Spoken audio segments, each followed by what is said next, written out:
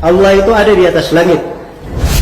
Penetapan Allah ada di atas langit itu disebutkan oleh Ibnul Qayyim, dijelaskan lebih dari 2000 dalil yang menunjukkannya. Ditunjukkan oleh dalil dari Al-Quran, dari Sunnah Rasulullah SAW, kesepakatan para ulama, diakui oleh akal sehat, dan fitrah manusia juga mengakuinya. Kalau mau bukti, tanya saja kepada anak kecil. Ya, anak orang kafir pun tanya. Yang penting syaratnya anak ini masih di atas fitrahnya. Belum diajari yang benar, belum diajari yang salah. Biarkan dia di atas fitrahnya. Tanya kepada anaknya, di mana Allah? Pasti dia akan menuju ke atas langit. Itu fitrah manusia. Hadirin sekalian, pertama Allah mengatakan Ar-Rahmanu 'alal arsy istawa. Allah itu bersemayam di atas arsy. Dan teks Al-Quran ini diulangi Allah 7 kali dengan kalimat sama di dalam Al-Quran. Antum cek 7 kali. Ar-Rahmanu 'alal arsy istawa. Kemudian hadis juga ketika ada budak yang sering ditampari majikannya lalu mau dijual, lalu didatangkan ke Rasulullah minta pendapat, apakah saya jual atau gimana ya Rasulullah? Rasulullah menanyakan kepada budak tersebut, Aina Allah, di mana Allah? Sambil isyarat dia, Allahu fis sama. Kemudian ditanya, waman ana, siapa saya? Anta Rasulullah. Kata Rasul, i'tikha fa innaha mu'minatun, merdekakan dia, dia mukminah. Loh aneh. Sekarang titelnya doktor ini kalah sama budak. Wa idza sa'alaka ibadi anni fa inni qarib. Udah dijawab kok sama Allah ya. Jika hambaku bertanya kepadaku di mana aku, enggak usah jauh-jauh bilang di aras, di langit. Apa kata Allah? Qarib, aku sangat dekat. Lalu kenapa ada ayat Ar-Rahman 'alal arsy istawa? Surat Thaha, bahkan diulang sampai 6-7 ayat. Allah Maha-Rahman istawa di atas arasy. Kita sudah bahas ini sebelumnya ya. Ya, biar Bapak tambah yakin. Biar Bapak tambah yakin, menghilangkan syak. Liyatma'inna qalbi, supaya tenang kalbunya. Insyaallah Allah yang kasih tenang. Allah itu bendakah? Bukan. Allah itu rohkah? Allah itu satu jenis dengan malaikat, satu jenis dengan jin, satu jenis dengan manusia. Nah, kita ini semua disebut jisim, benda. Yang butuh tempat itu hanyalah benda. Maka jika disebut Ar-Rahman 'alal arsy istawa, Allah bersemayam di atas arasy, haram dibayangkan Allah menempati sesuatu. Lalu apa maksudnya Ustaz? Hanya Allah yang tahu. Mana dalil saya? Dalilnya 2. Surat Ali Imran, kemudian Asy-Syura ya. Di Ali Imran disebutkan wa ma ya'lamu ta'wilahu illallah.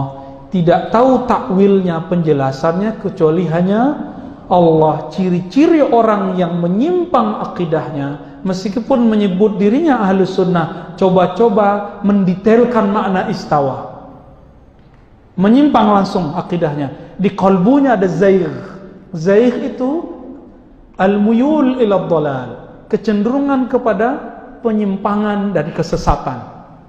Maka perhatikan, setiap orang membayangkan Allah bertempat, nur di kalbunya hilang, nur di wajahnya hancur.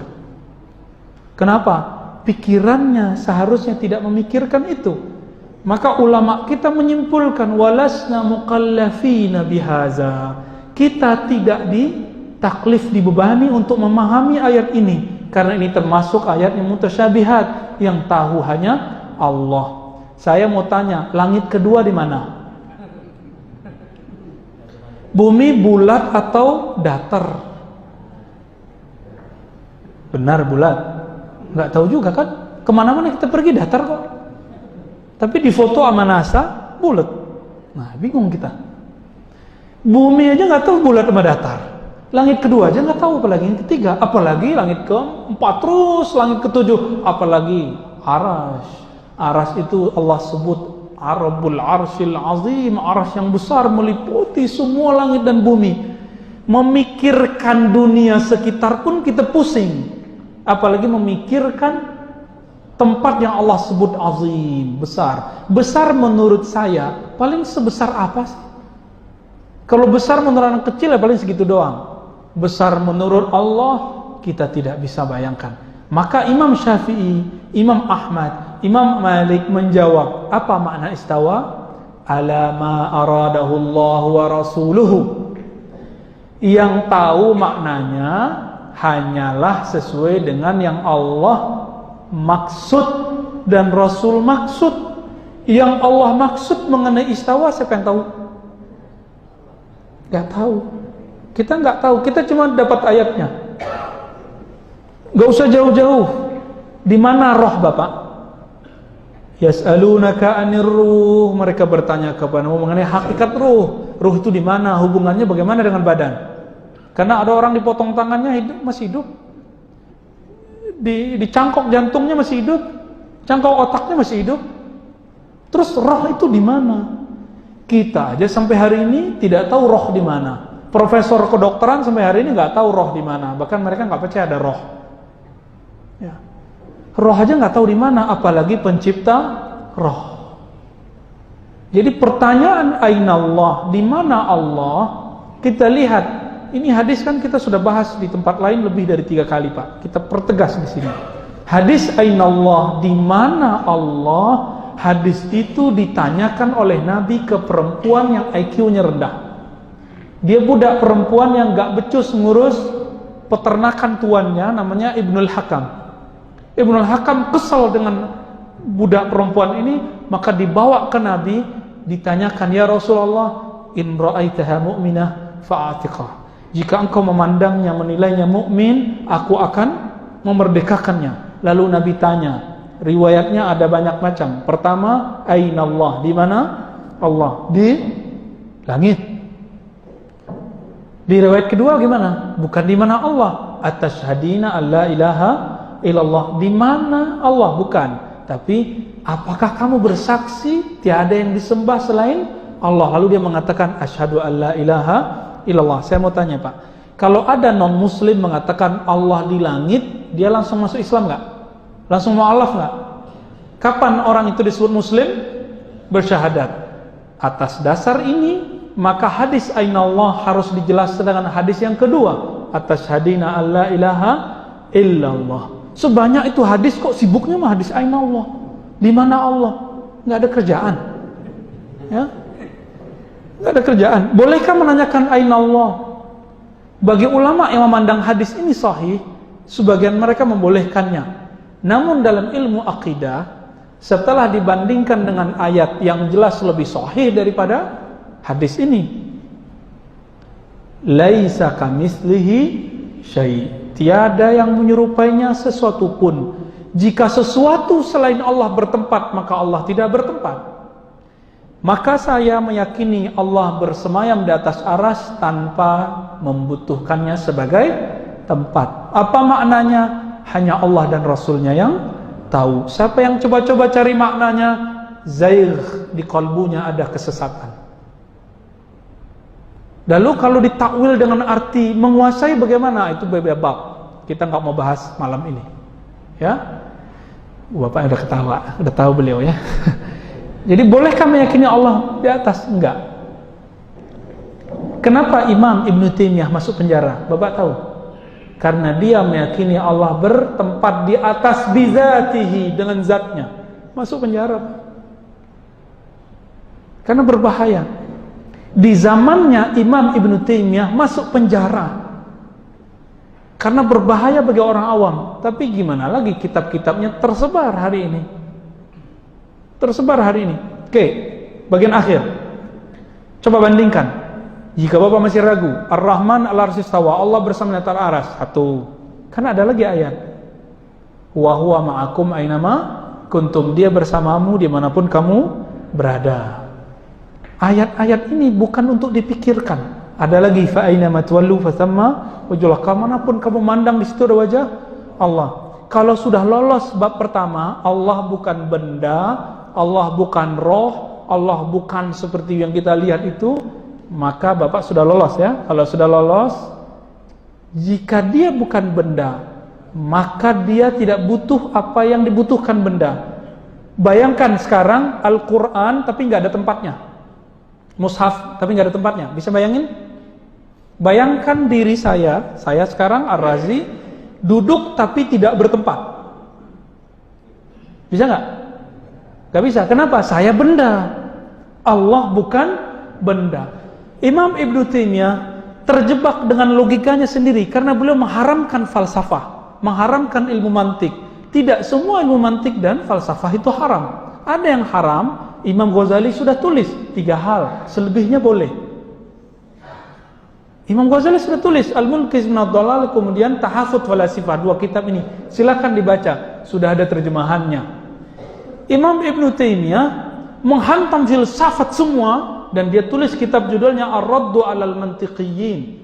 Rad, kritik keras, membatalkan ajaran orang-orang ahli mantik, ahli logika.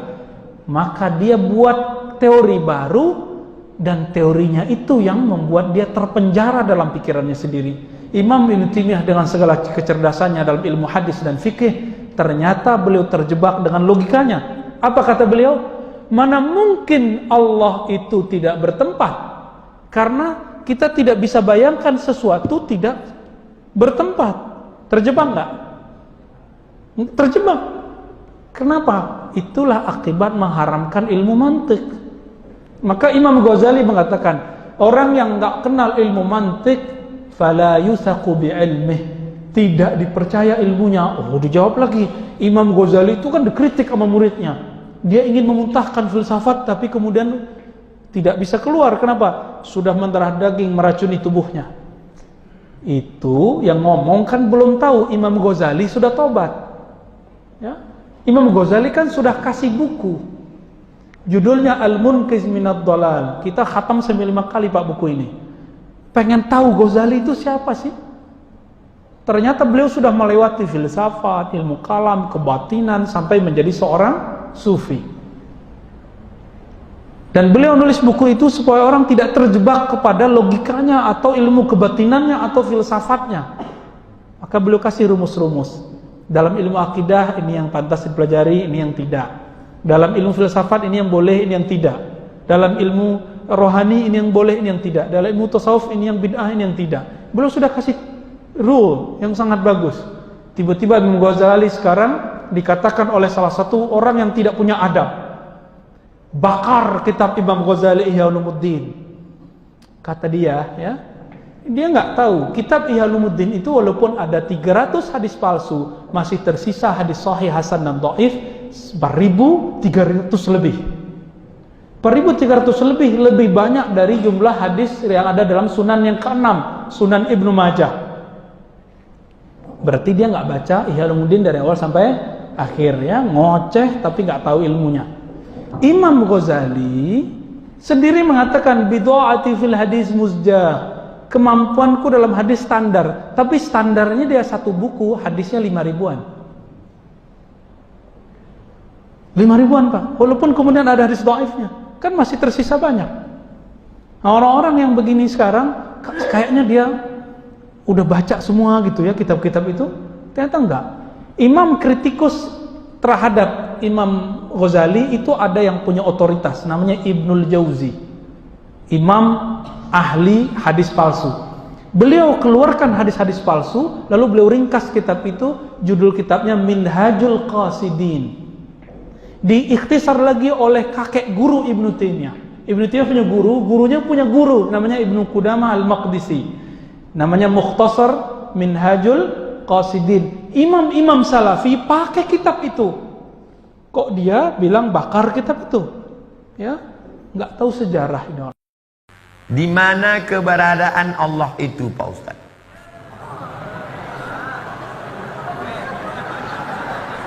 Setengah mengatakan di atas, setengah mengatakan di bumi. Menurut saya, Pak Ustaz, Allah itu di bumi. Kenapa Allah itu di bumi? Ini ayatnya. Wa huwa ma'akum aynama kuntum. Dia bersama kamu di mana kamu berada. Saya sedang di Rokan Hulu, berarti Allah sama saya di sini. Kata yang satu lagi, Allah di langit. Mana ayatnya? Nih. Ar-Rahmanu 'alal arsy istawa. Allah duduk di atas kursi. Aras di atas. Oleh sebab itu dalam akidah Ahlus Sunnah wal Jamaah, apa kata Sayyidina Ali? Allazi ayyanal aina la yuqalu annahu aina. Dia yang sudah ada sebelum waktu dan tempat ada, maka tak layak ditanya dia berada di mana. Dia sudah ada sebelum tempat itu ada. Dia sudah ada sebelum waktu itu ada. Yang layak ditanya di mana Abdul Somad, karena Abdul Somad ada. Setelah itu barulah waktu ada, sudah ada sebelum Abdul Somad ada. Tapi dia yang sudah ada sebelum waktu dan tempat ada, maka tak layak ditanya kepada dia di mana. Allahu munazzahun anil jihati sid, kata akidah Tahawiyah. Allah suci dari 6 arah. Sid 6. Dia tak di muka, dia tak di belakang, dia tak di kanan, dia tak di kiri, dia tak di atas, dia tak di bawah. Dia dekat, tak bersentuh, dia jauh, tak berantara. Maka dikaji dalam ilmu akidah. Islam tak lepas dari 3. Akidah, syariah, akhlak. Akidah, wujud, qidam, baqa, mukhalafatul hawadis, qiyamuhu binafsi, wahdaniyah, qudrat iradat. Kalau dia bisa ditunjuk di mana Allah? Allah di atas, maka batallah ayat 2. Walam yakul lahu kufuwan ahad.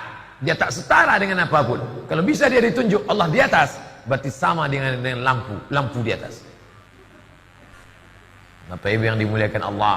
Oleh sebab itu Ahlus Sunnah wal Jamaah mengajarkan Allah maujud bila makan. Allah itu ada tanpa tempat. Karena kalau dia bertempat, maka dia bukan Allah. Allah duduk di atas kursi. Kalau Allah duduk di atas kursi, berarti kursi itu lebih besar daripada dia. Oh tidak Pak Ustaz, kursinya kecil. Oh kalau begitu dia besar, kursinya kecil. Tak muatlah dia di kursi itu. Lalu apa makna ayat Allah duduk di atas kursi? Maknanya kuasa. Itu makna Ar-Rahman alal arsy istawa. Kata akidah Asy'ariyah, Abul Hasan al-Asy'ari. Bapak Dr. Randus Haji Ahmad MSI duduk di atas kursi Bupati Rokan Hulu selama 2 periode. Apakah artinya Pak Ahmad duduk aja di kursi? Tidak. Apa makna ungkapan itu?